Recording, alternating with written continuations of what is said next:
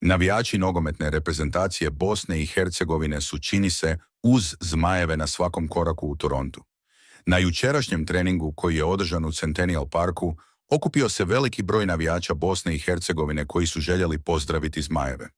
Nažalost po njih na stadion nisu mogli ući, ali su ispred njega mogli vidjeti naše reprezentativce prilikom dolaska.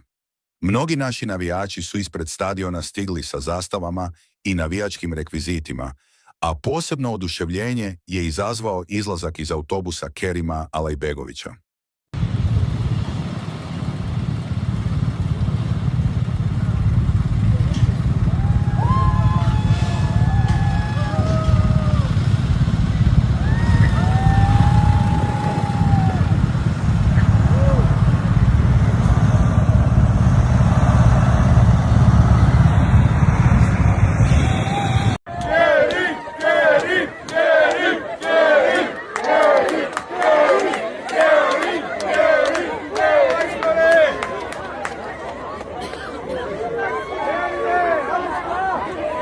Će svjetsko prvenstvo otvoriti protiv Kanade u petak u 21 sat, a sudeći prema dosadašnjoj atmosferi u Torontu, izabranici Sergeja Barbareza će na stadionu BMO Field imati ogromnu podršku navijača koji su doputovali iz različitih dijelova Kanade, Sjedinjenih Američkih Država, ali i Europe i same Bosne i Hercegovine.